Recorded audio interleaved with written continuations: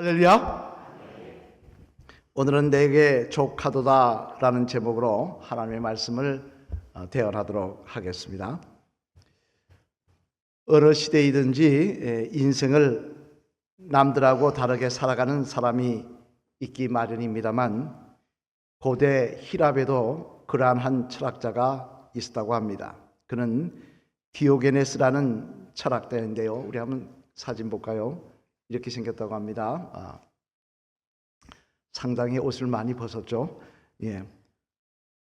그는 남들처럼 집에서 사는 것이 아니라 나무로 만든 통 속에서 저처럼 낡은 옷을 입고 살면서도 조금도 부끄럽게 생각하지 아니하고 오히려 세상을 향해 큰 소리를 치며 살던 사람이었습니다. 근데 하루는 이 철학자에게 그 당시 히랍의 왕이었던 알렉산더가 찾아와서 말하기를, 디오게네스 선생이여, 당신의 소원이 무엇이오?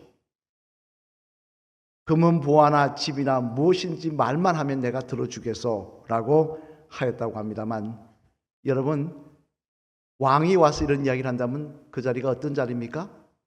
말만 하면 되는 자리지 않습니까? 그죠? 자기 소원이 다 들어줄 수 있는 그런 백지수표 같은 자리지 않겠습니까? 사람들은 이 모습을 바라보며 과연 디오게네스가 무엇을 이야기할까, 무엇을 간청할까 지켜보고 있는데요. 디오게네스는 잠깐 생각을 하다가 뭐라고 대답을 했냐니 이렇게 대답을 했다고 합니다. 왕이여, 나에게는 소원이 하나 있습니다.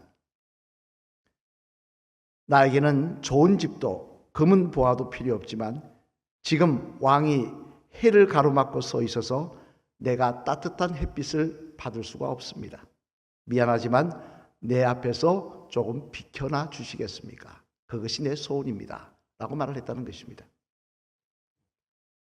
다 아는 내용의 말씀일 것입니다만, 사람들은 이 이야기를 들으면서 과연 행복의 조건이 무엇인가 라고 한번 생각을 해보게 됩니다.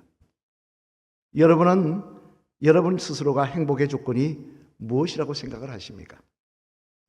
보통 사람들에게 이 질문을 하면 먼저 소유를 생각을 합니다. 그래서 전세 사는 사람은 뭐라고 이야기합니까? 내 집 사는 게 소원입니다. 내 집만 있으면 나는 행복하겠습니다 라고 대답을 합니다. 또 경제적으로 어려움을 당한 사람은 뭐라고 이야기하느냐? 돈만 있으면 행복해질 것 같습니다. 내가 좀 더 많이 받고 성공하면 행복해질 것 같습니다 라고 이야기를 합니다. 그렇다면 과연 그런 소원들이 이루어지면 사람들이 행복해질까요? 이에 대해서 성경은 뭐라고 말씀하시느냐? 이렇게 말씀하십니다. 소유로는 사람이 행복해질 수 없다라고 말입니다. 왜냐하면 저나 여러분에게는 뭐가 있습니까? 욕심이 있기 때문에 그렇다는 것입니다. 가지면 가질수록 더 갖고 싶은 마음이 있기 때문에 만족할 수도 없고 행복해질 수도 없고 감사하기도 어렵다는 것입니다. 이는 결국 소유를 통해서 또 환경의 변화를 통해서 우리의 삶이 행복해질 수는 없다는 사실을 알아야 된다는 그런 내용일 것입니다만, 그러면 어떻게 하여야 우리가 인생을 살아가면서 다 행복하기로 하지 않습니까? 감사하며 살기로 하지 않습니까? 어떻게 하면 행복한 모습으로 감사하며 살 수가 있는 것일까요? 오늘 본문 말씀해 보면 사도 바울은 이에 대해서 아주 중요한 사실을 우리에게 말씀하고 있는데요. 오늘 본문 9절 말씀 앞을 보시며 같이 한번 읽어보시겠습니다. 시작. 나에게 이르시기를 내 은혜가 내게 족하도다. 이는 내 능력이 약한 데서 온전하여 짐이라 하신지라. 그러므로 도리어 크게 기뻐함으로 나의 여러 약한 것들에 대하여 자랑하리니 이는 그리스도의 능력이 내게 머물게 하려 함이라. 아멘. 무슨 말씀입니까? 바울은 뭐라고 고백하느냐? 이렇게 고백합니다. 내 은혜가 내게 족하도다. 지금 내가 누리고 있는 하나님의 은혜가 족하다는 것입니다. 지금 나에게 주신 분복이 족하다는 것입니다.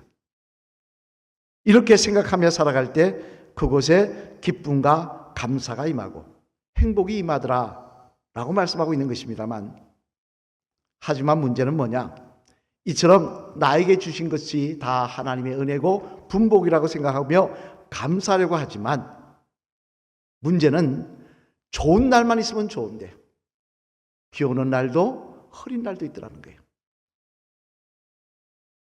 내 자신이 이해하지 못할 어려움이 내 삶 속에 때때로 찾아올 때가 있더라는 거예요. 당장 우리 교우들 중에서도 원치 않는 질병으로 인해 고통을 겪고 계신 분들이 계시지 않습니까?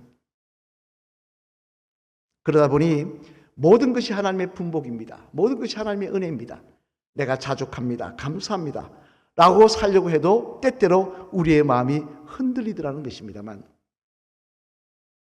그러면 여러분, 주신 분복에 감사하며 살려고 하는 우리들에게 왜 하나님은 어려움과 고난을 주시는 것일까요?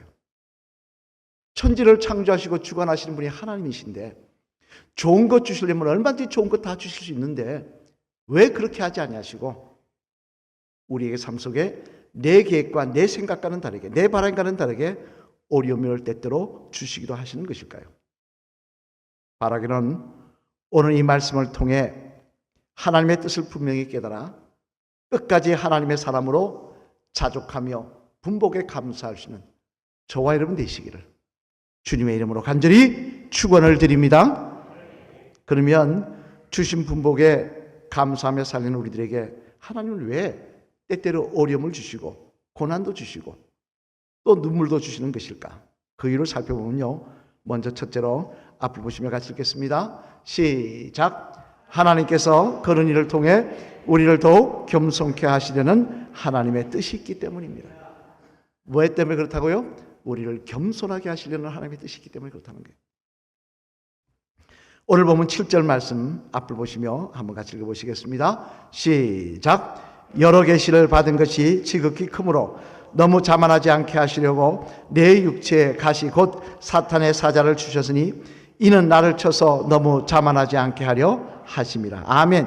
무슨 말씀입니까? 사도 바울에게는 육체에 가시가 있었다는 거예요. 그게 뭡니까? 안질이라는, 눈이 잘 안 보여서 글자를 크게 써야 되는, 지금이라면 안약염은 안질이 좋아지겠습니다. 그때는 약도 제대로 없었으니까 항상 눈곱이 끼어있고 파리가 붓고 그랬을 것입니다.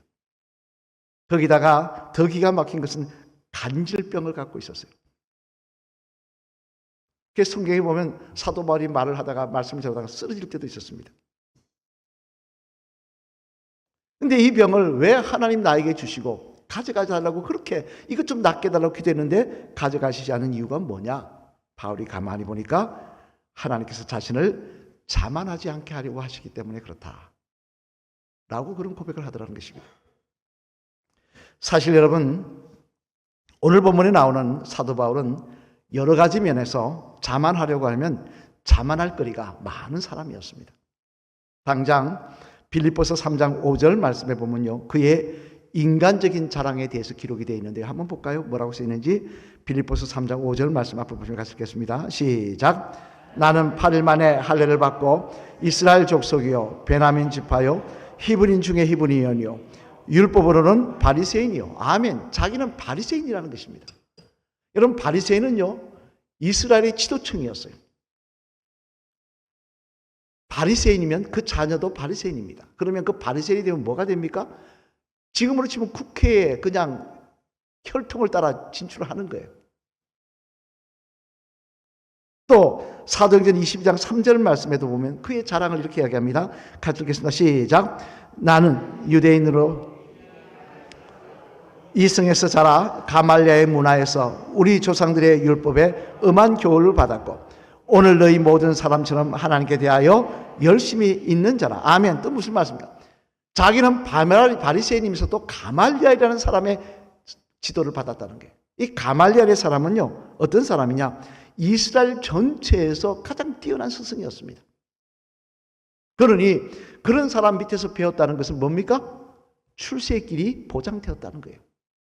바리새인도 그냥 바리새인이 아니라 바리새인 중에서도 지도층에 들어갈 수 있는 그런 따놓은 당상을 갖고 있었다는 거예요. 거기다 또 사도행전 22장 말씀에 보면 바울은 자신에게는 뭐가 있느냐? 로마 시민권이 있다고 이야기를 합니다. 여러분, 로마 시민권은요 그 당시 로마 인구 중에 10분의 1만 가진 특권이었습니다. 이 시민권을 가지면 아무나 자기를 마음대로 구속할 수 없습니다. 마음대로 때릴 수 없습니다. 특권이었다는 거예요. 특권청이었다는 거예요. 그러니 바울은 어떻다는 이야기입니까? 유대인들에게 보았어도 로마인들에게 보았어도 그는 금수저의 금수저였다는 거예요. 그러나 바울의 자랑은 이것만이 아닙니다. 또 그에게도 신앙적인 자랑도 있었는데요. 우리 고린도후서 12장 2절 말씀도 앞을 보시며 한번 같이 읽어보실까요? 같이 읽겠습니다. 시작. 한 사람을 아노니 그는 14년 전에 셋째 하늘에 이끌려 간 자라. 그가 몸 안에 있었는지 몸 밖에 있었는지 나는 모르거니와 하나님은 아시느니라. 아멘. 무슨 말씀입니까? 여기서 한 사람이 누굴 이야기합니까? 바로 자기를 이야기합니다. 자신을 지금 이야기하고 있는 거예요. 이 무슨 셋째 하늘 천국을 보고 왔다는 거예요. 하나님께서 자기에게 천국을 보여주셨다는 거예요. 여러분 하나님에게서 천국 보여주셨습니까? 얼마나 특별한 은혜를 받은 사람입니까? 세상적으로도 육신적으로도 신앙적으로도 자랑거릴 거리가 많은 사람입니다. 자만하며 자기를 내세울 거리가 많은 사람이었습니다.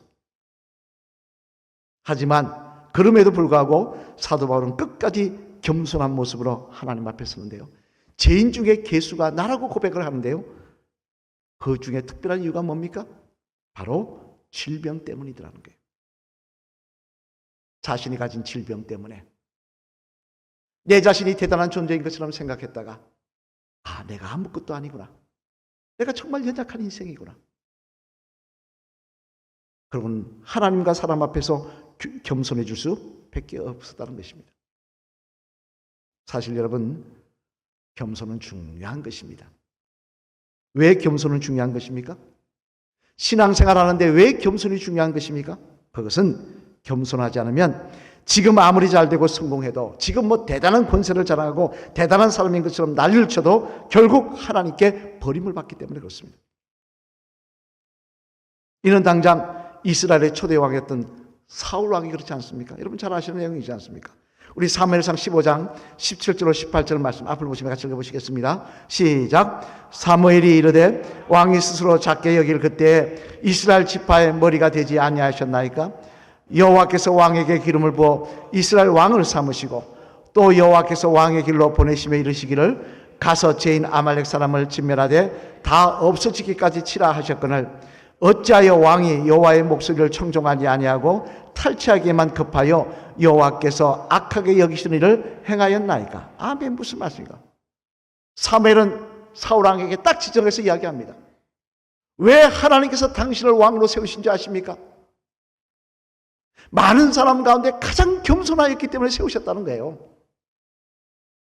집안이 잘나서 대단하고 똑똑해서 아니라는 것입니다. 겸손해서 세우셨다는 거예요.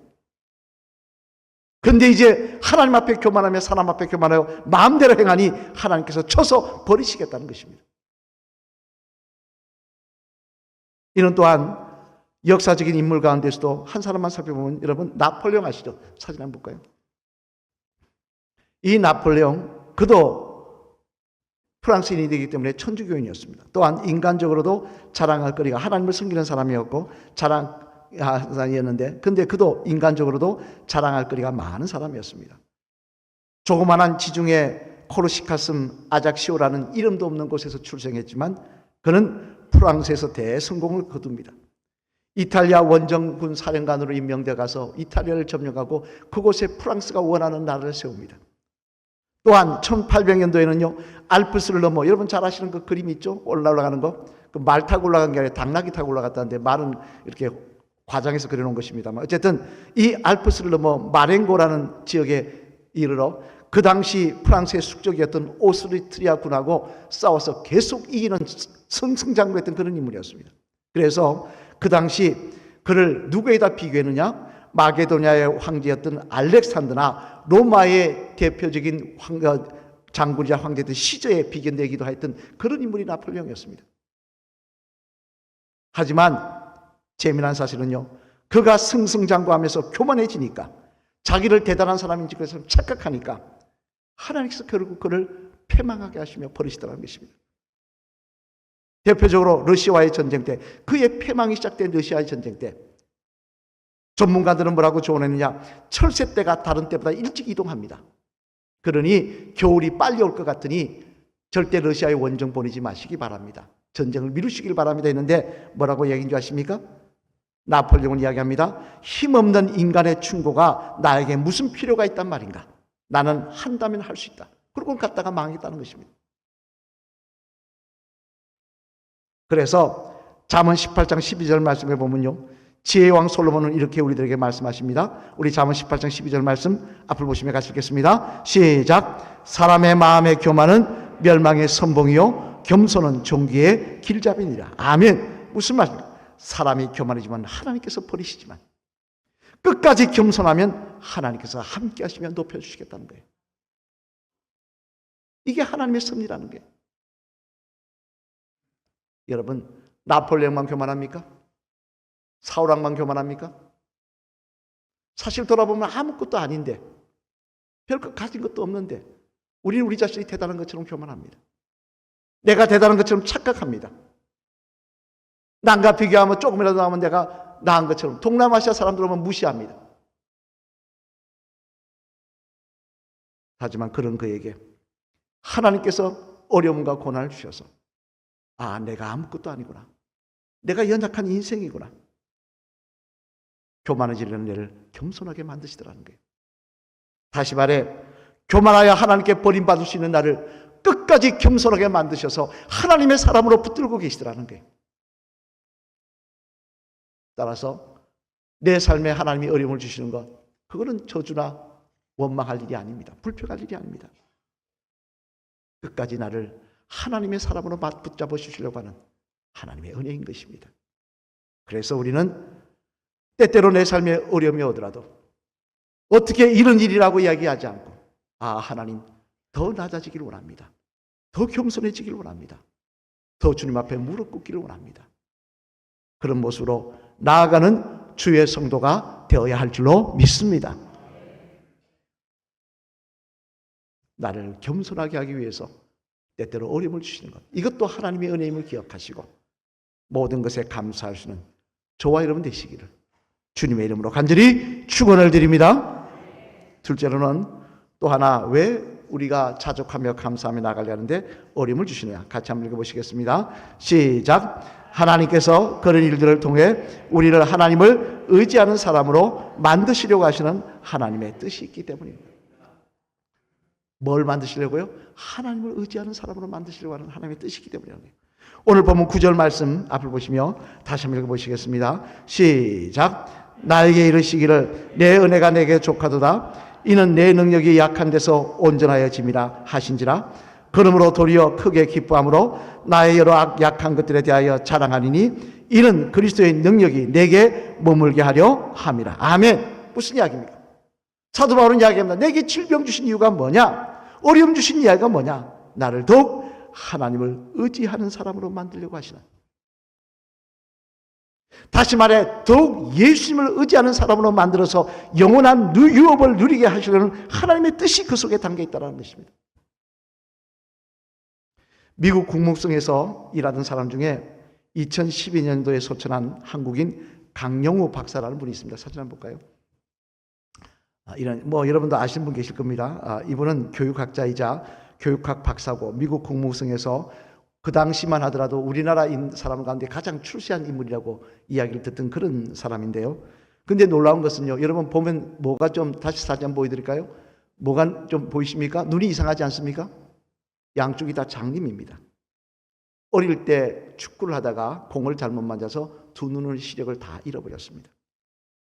그러다가 중학교, 고등학교 다닐 때 나이가 됐을 때 엎친 데 덮친 것으로 자기가 이제 고등학교 가는데 부모님이 갑자기 돌아가시자 동생 하나는 고아원에 보내고 하나는 철물점에 보내고 좀 큰 동생은 철물점에 가서 일하고 어린 동생은 고아원에 보내고 자기는 혼자서 5년간 고생을 하며 살았다는 것입니다. 그러면서도 교회 나가 기도하기를 뭐라고 기도했냐니, 하나님 나로 하여금 하나님의 사람으로서 영향력을 끼치며 살게 하옵소서. 하나님 나로 하여금 하나님의 사람으로 다른 사람에게 영향력을 끼치며 살게 하옵소서. 하나님의 영광 드러내며 살게 하옵소서. 맨날 기도 제목이 그거였다는 거예요. 그러면서 보이지 않는 그 눈을 가지고 주경야독을 하며 낮엔 일하고 밤에는 공부하면서 그 점자로 공부했는데 놀란 것은 생각지도 않게 하나님의 은혜로 장애인 특별 전형으로 해서 연세대학교를 입학합니다. 장애인 특별 전형이 생겨서 그 대표적인 예로 연세대학교를 입학합니다.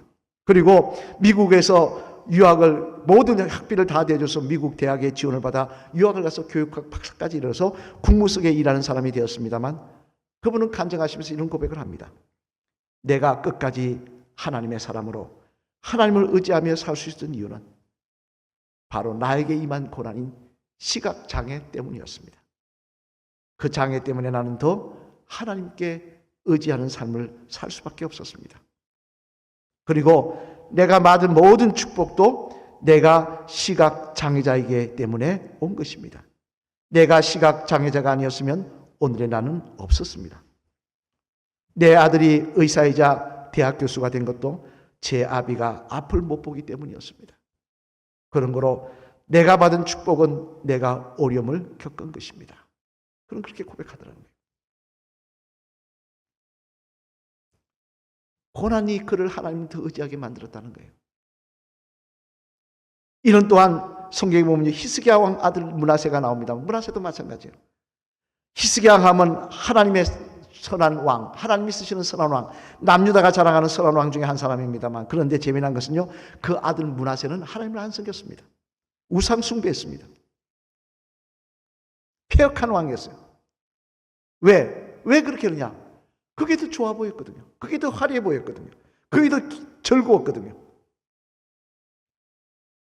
그런데 그런 그가 하나님의 사람으로 변화됩니다. 이유가 뭔지 아십니까?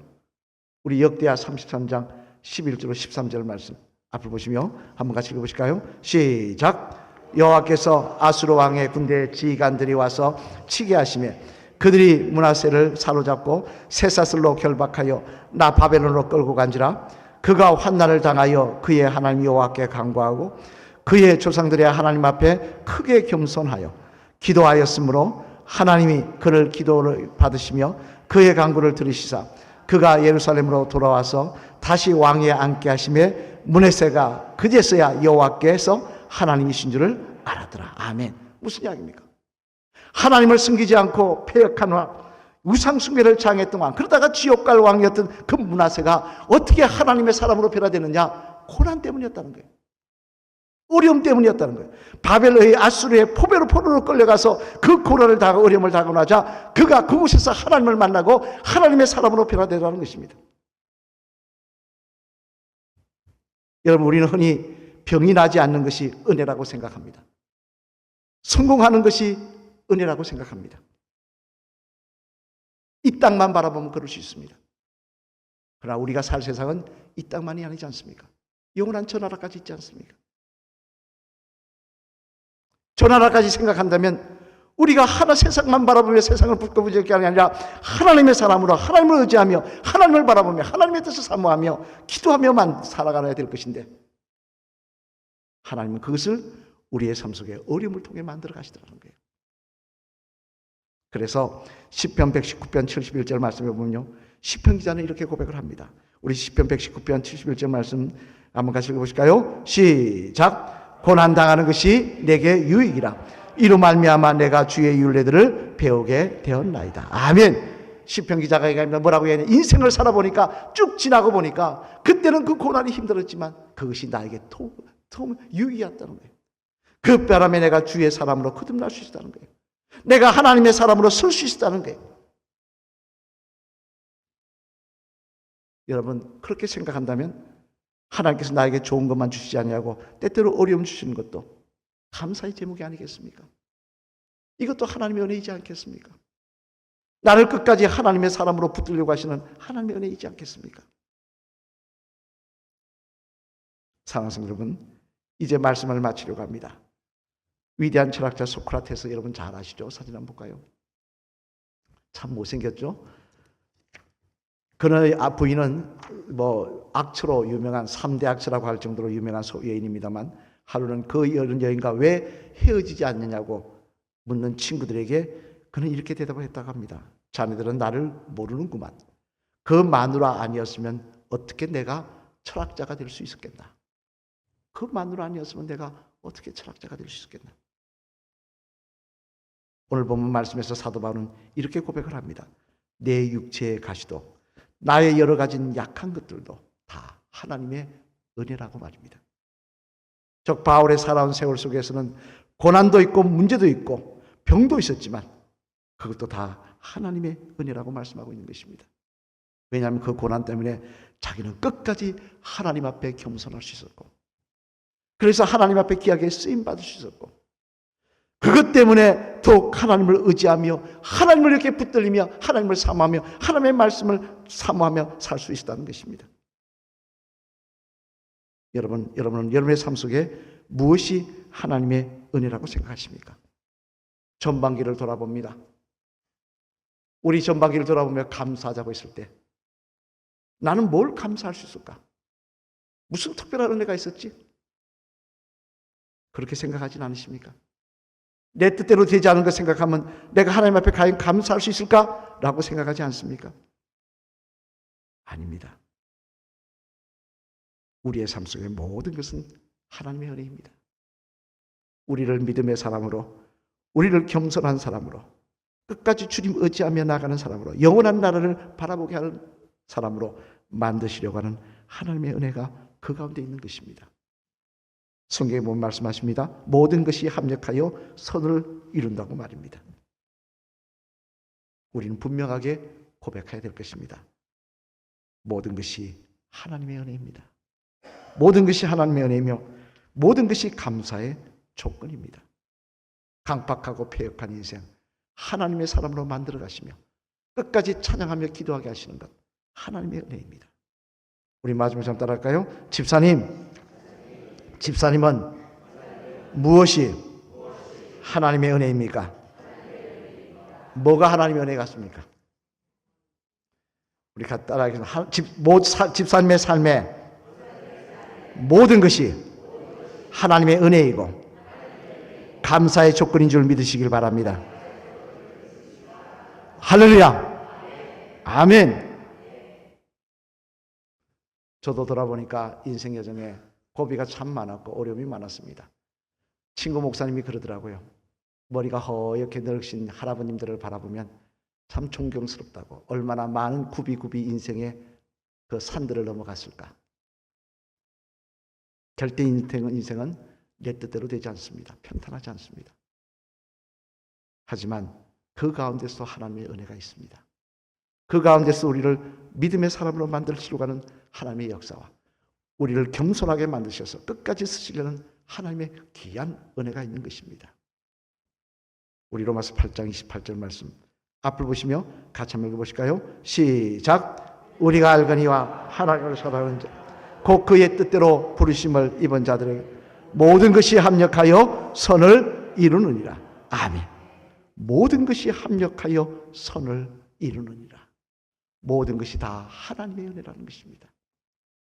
오늘 이 아침 바라기는 이 고백이 저와 여러분의 고백이 되셔서 다시 한번 이 맥주 감사주일이 모든 것이 다 하나님의 은혜였다고 고백하며 분복에 만족하며 자족하며 감사하며 나가는 귀한 자리가 되시기를 주님의 이름으로 간절히 축원을 드립니다.